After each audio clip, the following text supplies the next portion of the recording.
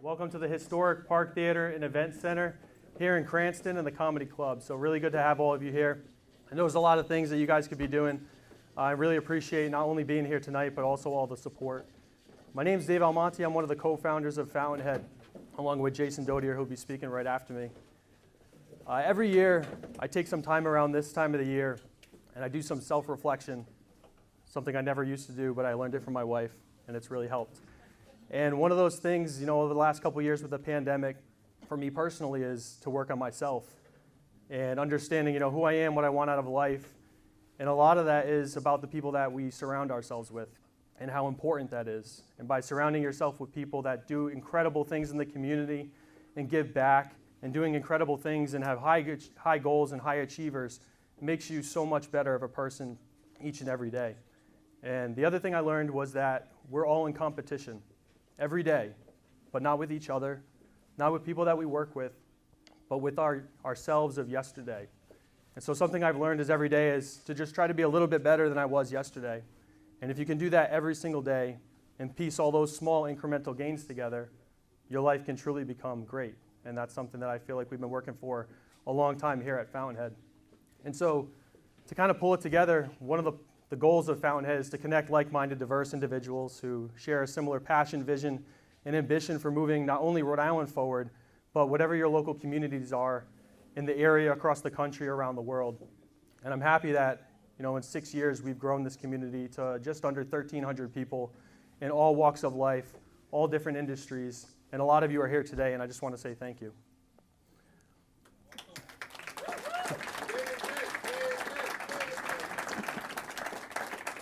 The other thing I want to say is, we wouldn't be able to do the things that we do without our incredible board, our advisory committee. We have a board of 7, an advisory committee of 10, so 17 diverse, talented superstars all over the country.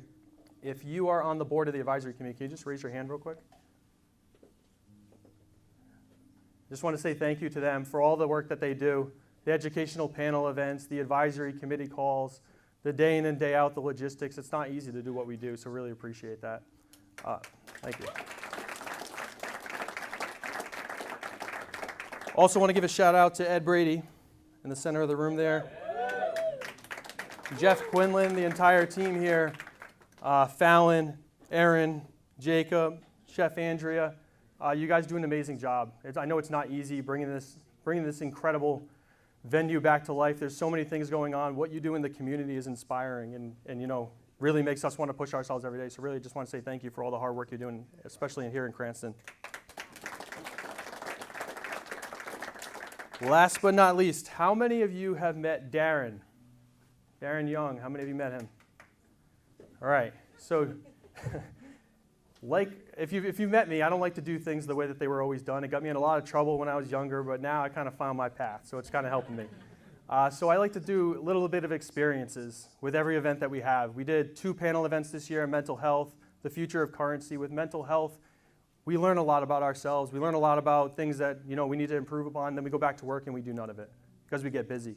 And so one of the things that we wanted to do was we brought on-site nutritional experts. You could get a free massage. You could learn about Reiki. You could do all these sorts of things so that not only you could learn about it, but then you could turn around and you could implement it in your life. And so that was something that really touched me, and we're trying to do that with everything. So I talked to Ed, and we thought it would be a really cool idea if we brought in a magician. And so Darren isn't a CPA, even though he's like super cool, like all of us. He's going to be walking the room. He's over there. And just want to welcome Darren. Really appreciate you giving back and helping us out tonight. And if you haven't experienced what he's got fire tricks and stuff. So that's all I had. I just want to bring Jason up. There you go. Tell us a joke. Yeah. Take this. Oh, thanks, Mike. No problem, buddy. That way you can get me live. Well, this is the first time that I'm not going to have to strain my voice, typically in the door and screaming to get everybody's attention. But to David's point, right, look, if you look back and reflect on what we've done and where we're coming, I think about the last panel we had. So during our last panel, Commerce Secretary Liz Tanner shared the vision for making it easier to do business in Rhode Island sharing her experiences for traveling, both across the country and internationally. And to find that innovative, dynamic, and diverse leadership culture and really weave it together into this Rhode Island tapestry, which we're all so fond of. I mean, there are many people in this room tonight. I could call out a handful. Joe McDonald, Bob Mitchell, coming back to Rhode Island and having an experience after many years being away. And I like to think of it like this. Good teachers introduce new thoughts, and great teachers introduce new ways of thinking. Ed Brady, this comes to mind when I think of you as well. And when you think about that, this rethinking helps us as a community to generate new solutions. But on top of that, these new solutions solve these older problems that have been a core part of society for a long time. And they allow us to revisit old solutions to new problems. So it's a path to learning that few people really have been able to come to and drive to the forefront. And at Fountainhead, that's something we're really special and we take very, very seriously here as we have many, many years with the group of people together, this think tank that allows us to look at things differently and not let perfection be the enemy of the good. That's very important. That's allowed us to scale and build up the expertise and community we've got. Now, to highlight some other key cornerstones of this event, I want to first call out the May organization. So many of you, if you direct your attention to the back corner over here, we are hosting and putting on a clothing drive. So the May organization and its founder, Martina Javid, supporting and empowering the homeless through holistic programs for mental health and opioid addiction. So this is really important. We want to make sure that people in Rhode Island across the state have opportunities to get warm clothing and have access to communities and other key stakeholders. And what they've been doing is something that we're going to look to highlight in one of our spotlights next year to bring more awareness to the May organization. The other thing that we've did this year that I want to highlight is with a group called One Tough Cookie.